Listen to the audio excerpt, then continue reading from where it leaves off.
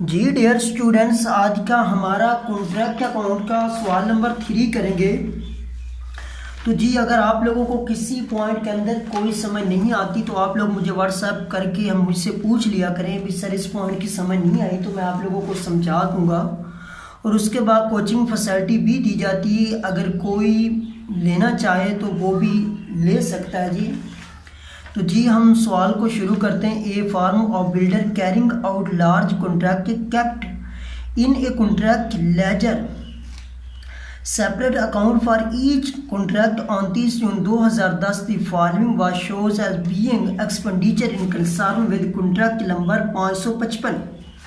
Material purchase दिया गया जी, मटेरियल फ्रॉम स्टोर दिया गया, plant which had been used on other contract, additional plant purchase, wages, direct expenses, proportion of establishment charges.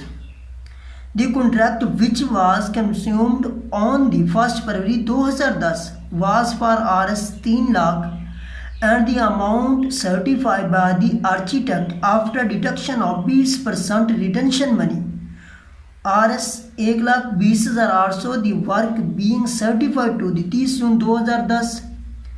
The material on the site that date were valued at 9,858.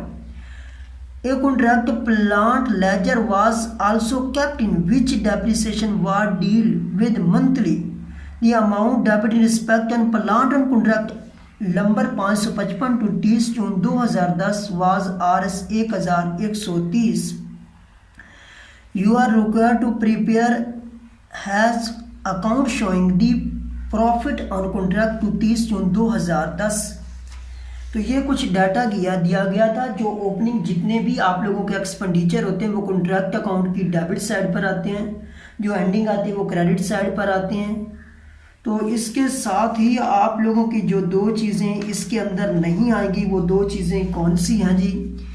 एक plant which had been used on other contract और additional plant purchase. आप लोगों से यही सवाल के अंदर गलती हो सकती है कि आप लोग ये दो चीज़ें भी ऐड कर देंगे, जबकि ये दोनों चीज़ें सवाल के अंदर नहीं आती। Plant which had been used on other contract और दूसरा जो है वो आप लोगों का एडिशनल प्लांट परचेज, ये दो चीज़ें नहीं आएंगी। तो जी अपने सवाल की तरफ बढ़ते हैं। सवाल नंबर 3 है जी, ये चैप्टर नंबर 9 है जी एडवांस अकाउंटिंग का।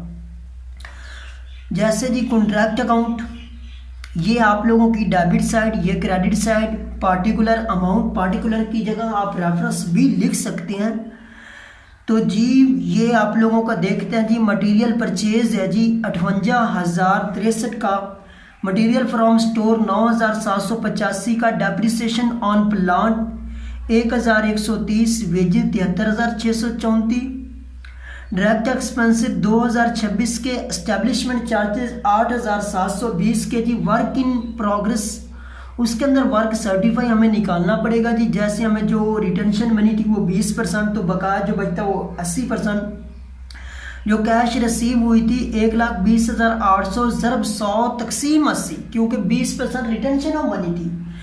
हमारा कंप्लीट जो वर्क हुआ है ये हमें मिली है जी, कुछ उसने रिटेंशन की है, उसने कटिंग की है जी 20%।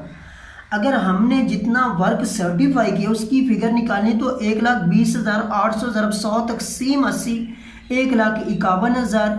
और एंड पर जो मटेरियल बच गया था, मटेरियल ऑन साइड 9,858।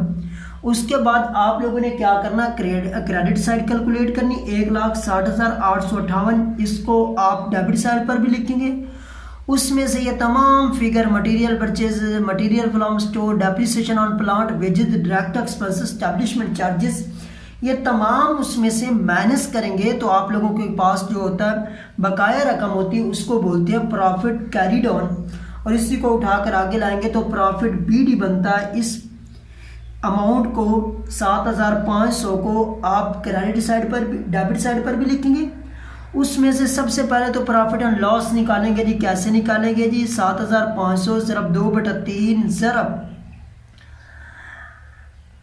80 तकसीम 100, तो ये 4,000 बनता है। दूसरा कौन सा तरीका होता है, 7,500 ज़रब 2/3 ज़रब कैश रिसीव्ड बटा वर्क सर्टिफाई, उस तरीके से भी आप इसको निकाल सकते हैं। अगर 7,500 में से 4,000 माइनस करेंगे तो बकाया जो फिगर बचती है वो रिज़र्व की जो है वो 3,500।